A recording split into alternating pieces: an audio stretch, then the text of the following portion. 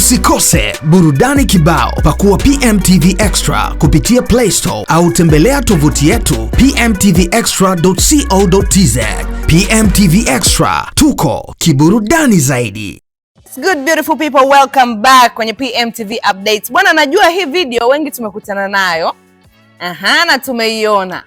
Lakini kinachonishangaza ni kwamba mimi binafsi sielewi kwa sababu gani hii video inapokea comments nyingi mbaya, kwa sababu gani watu hamjaipenda. Yaani swala la Noel, designer, stylish wa Diamond Platnumz kumlisha chakula NJ, mtoto wa Diamond Platnumz na Tanasha, kuwa naye karibu, kuspend time na yeye, shida iko wapi?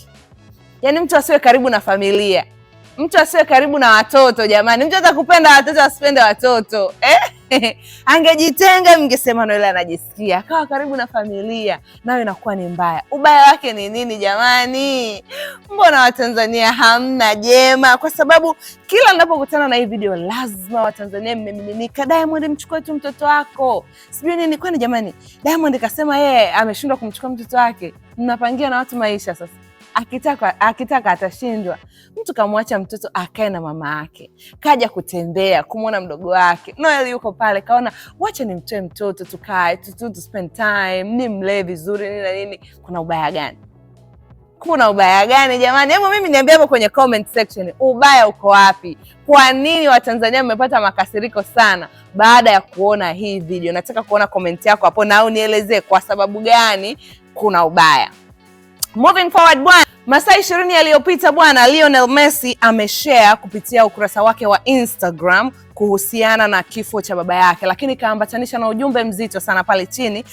Kaelezea kwamba jinsi gani kombe la dunia hili lililopita lilikuwa ni muhimu sana kwake, kwa sababu baba yake ndo alikuwa anampush kwamba nenda kacheze mara ya mwisho, lakini yeye pia alitaka kufanya hivyo ili mradi apate kombe la dunia na kumpa baba yake kwa mara nyingine tena, kumuonyesha kwamba we got this once again, lakini imeshindwa kwa hivyo. Na ndio maana nadhani ni kitu ambacho kilimuumiza sana yeye kuto kushinda kombe la dunia, kwa sababu nadhani alikuwa akicheza huku kichwani akiwa na mindset kwamba I have to show my dad kwamba I got this, I can still do this. Lakini anasema amefanya kwa jitihada zake, lakini tu mwili umemkataa. Haikuwa rahisi this time around kushinda. Lakini pia baada ya kombe la dunia nadhani wote tunaona kabisa jinsi gani Lionel Messi alivyopokea backlash za kutosha kuhusiana na issue ambazo kwamba labda sijui wamehonga FIFA na vitu kama hivyo. Yaani alikuwa nadhani ni mtu aliongoza kwa kusemwa vibaya sana kwenye katikati ya mashindano ya kombe la dunia mpaka mwisho wa kombe la dunia, lakini hatakuwa tunajua behind the scene mtu alikuwa anapitia nini. Kumbe mtu alikuwa anapigana vita yake nyingine huko, lakini akiingia mtandaoni watu wanaendelea kumtroll, watu wanaendelea kumsema vibaya, watu wanaendelea kumtrendisha kwa ubaya, yani vitu vilikuwa vingi sana. Lakini kumbe mtu alikuwa anapambana kwa ajili tu ya kumuonyesha baba yake, alikuwa anapigana vita nyingine kabisa ya kifamilia, kwamba anatamani baba yake aendelee kuwepo, anatamani baba yake aendelee kuwa mzima, anatamani apate ushindi, lakini imeshindikana. Lakini pia sisi kama sisi tunaendelea kumtakia pole na arudi kwenye hali yake halisi na harudi kwenye hali yake ya kawaida. Lakini pia tunaona Ronaldo hajawa mbali kwenye wakati huu mgumu. Ameshare na yeye amecomment pale kwamba anamtakia apate nguvu, lakini yuko pamoja na yeye, asijisi mnyonge, si ndio bwana? Yes yo.